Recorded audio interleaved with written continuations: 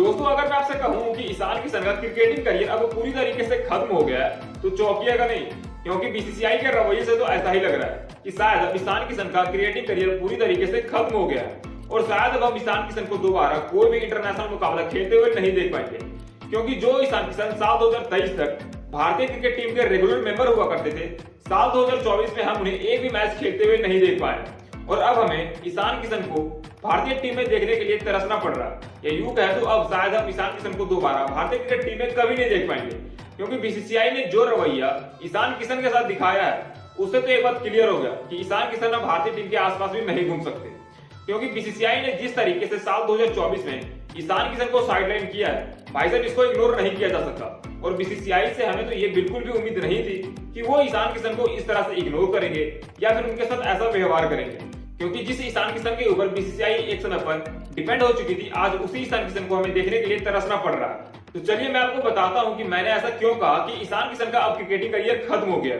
दरअसल Ishan Kishan last time जब भारतीय क्रिकेट टीम के लिए कोई मुकाबला खेला था तो वो था साल 2023 का नवंबर महीना। ऑस्ट्रेलिया के खिलाफ नवंबर 2023 में उन्होंने आखिरी मुकाबला खेला था भारतीय क्रिकेट टीम के लिए। उसके बाद ईशान किशन अभी तक एक भी मुकाबला भारतीय क्रिकेट टीम के लिए खेलते हुए नजर नहीं आए हैं और उसके पीछे की वजह खुद ईशान किशन ही है, क्योंकि ईशान किशन ने मेंटल इश्यू को लेकर बीसीसीआई से रेस्ट मांगा था, जिसके बाद बीसीसीआई ने उसके परमिशन को ग्रांट कर दिया या यूं कहे तो उनको परमिशन दे दिया रेस्ट के लिए। उसके बाद ईशान किशन ने बीसीसीआई से बिना परमिशन लिए ही केबीसी में एज अ कंटेस्टेंट पहुंच गए, जिसके बाद भाई साहब बीसीसीआई का माथा घूम गया और उन्होंने ईशान किशन को सेंट्रल कॉन्टेक्ट से बाहर कर दिया और टीम से कोसों दूर कर दिया। और उसके बाद ऑलमोस्ट अब 10 महीने का समय हो चुका है, ना तो हमने ईशान किशन को भारतीय क्रिकेट टीम के आसपास देखा है और ना ही उनको कोई मैच खेलते हुए देखा है, चाहे वो इंटरनेशनल हो या फिर डोमेस्टिक हो, सिवाय आईपीएल के। क्योंकि आईपीएल एक फ्रेंचाइजी बेस्ड लीग है तो वहां पे बीसीसीआई इंटरफेयर नहीं करना चाहती है। इसके अलावा हमने ईशान किशन को कहीं भी कोई भी क्रिकेट मैच खेलते हुए नहीं देखा।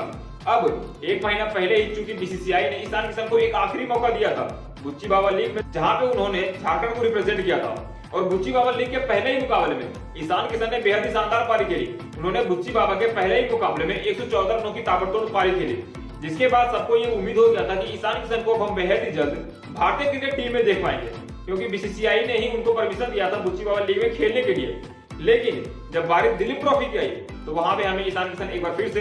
साइडलाइन होते हुए नजर आए और बीसीसीआई ने दिलीप ट्रॉफी से ईशान किशन का नाम हटा दिया और ईशान किशन के प्लेस पे जिस बंदे को बिठाया या यूं कहे तो रिप्लेस किया, उनका नाम है संजू सैमसन। और बीसीसीआई ने तो अब हद ही कर दिया, मतलब ईशान किशन की जगह पे संजू सैमसन को टीम में शामिल करवाया। उसके बाद संजू सैमसन को प्लेइंग 11 से बाहर भी करवा दिया और जब ईशान किशन को दिलीप ट्रॉफी के पहले राउंड से बाहर किया तो हमें उतना बुरा नहीं लगा, क्योंकि भाई साहब वहां पे कोई इश्यू हो सकता था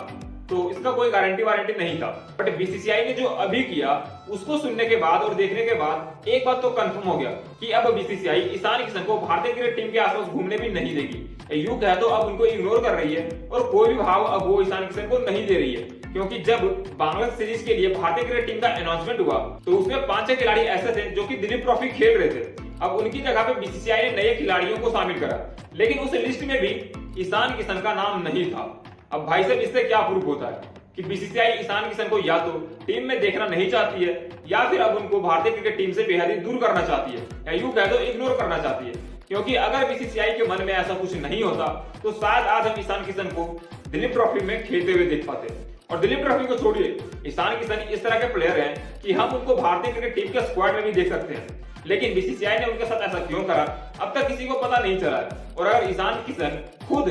अपने कोई पर्सनल इश्यू की वजह से रेस्ट लिए होते तो हमारे पास अपडेट आ जाती, लेकिन हमारे पास अभी तक ईशान किशन को लेकर कोई भी अपडेट नहीं आया और शायद आएगा भी नहीं, क्योंकि ये काम बीसीसीआई का ही है। और ये आपको मानना पड़ेगा कि अब ईशान किशन का करियर ऑलमोस्ट खत्म हो चुका है, वो भी बीसीसीआई की वजह से। दोस्तों आपको क्या लगता है कि ईशान किशन को क्या हम दोबारा इंटरनेशनल मुकाबले के लिए देख पाएंगे या फिर नहीं? हमें कमेंट करके आप बता सकते हो। और अगर ईशान किशन को आप भारतीय क्रिकेट टीम में देखना चाहते हो तो इस वीडियो को लाइक और चैनल को सब्सक्राइब जरूर कीजिएगा। मिलते हैं नेक्स्ट वीडियो में, तब तक के लिए